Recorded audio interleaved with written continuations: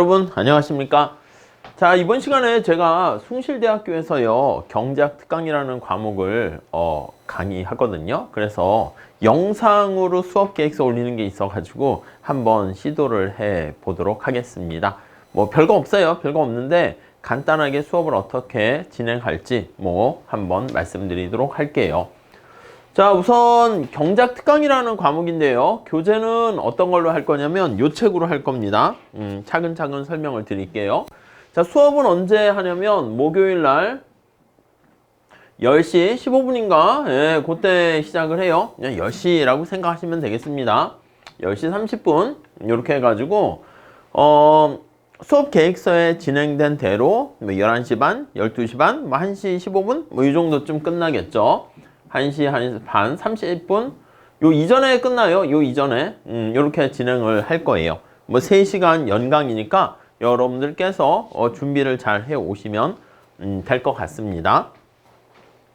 자, 그리고요 교재는 요 책으로 수업을 하려고 합니다. 이 책이요. 아시겠죠?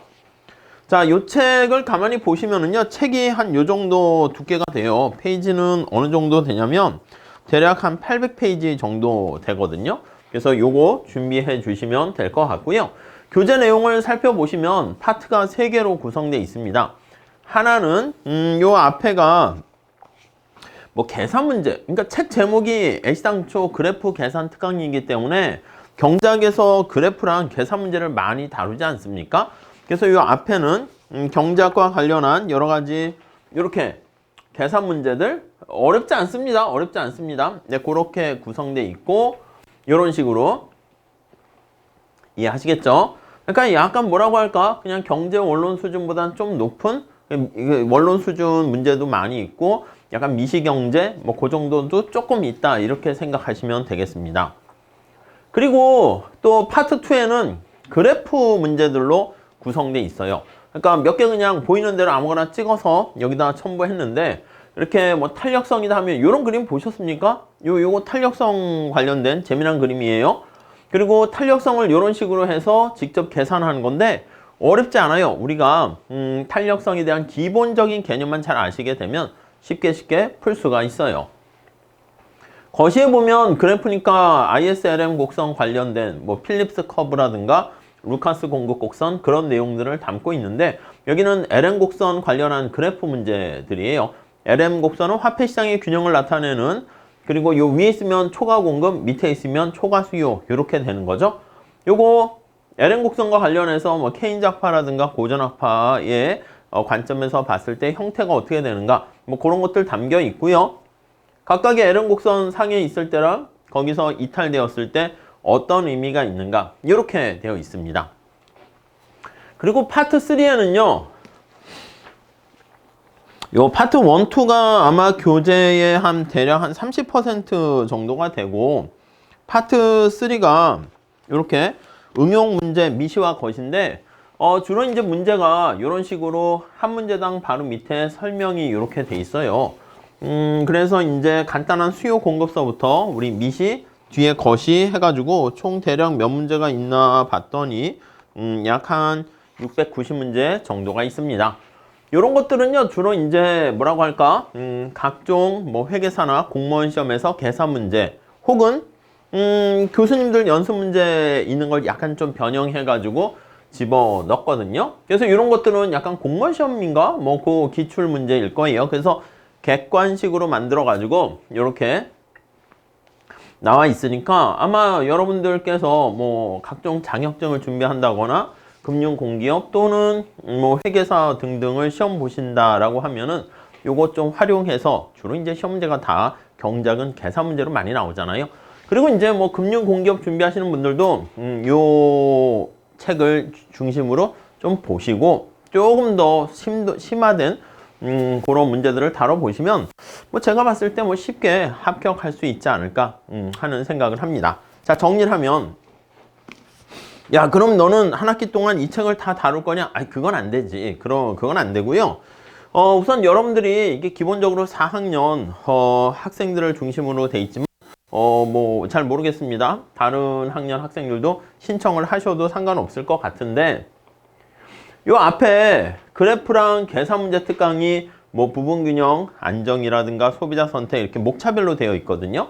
그래서 수업 시간에는 이쪽 파트를 설명할 거예요. 그래서 수업 시간에는 여기 나와 있는 우리 수요 공급서부터 소비자, 생산자, 뭐 완전 경쟁, 독점 그렇게 해야 될 것 같습니다. 그래서 수업 시간에 이런 내용들을 차근차근 진도에 맞춰서 다룰 거예요. 그래서 한 번은 여기 나와 있는 그래프, 한 번은 계산 문제 이렇게 진도 맞춰서 복습할 수 있도록 할 거예요. 요거 이제 그래프 이렇게. 그 다음에 여기 나와 있는 뒤에 한 700문제 정도가 되는 응용 문제 있잖아요. 요거는 여러분들이 셀프로 이렇게 셀프로 하시면 될 것 같습니다.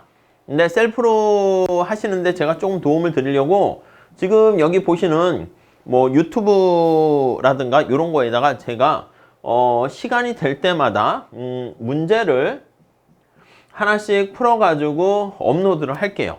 그러니까 여러분들이 뭐 제가 봤을 때는 열심히 실력도 있으시고 열심히 공부하시니까 여기 나와 있는 해설 보시면 쉽게 커버를 할 수 있을 거라고 생각이 드는데 좀 어렵다라고 하면 제가 요거 강의를 이렇게 유튜브를 찍어서 업로드를 할 테니까 이게 언제 될지 모르겠습니다. 하지만 하나하나씩 해서 올릴 테니까 여러분들께서 같이 병행을 하시면 되지 않을까 합니다.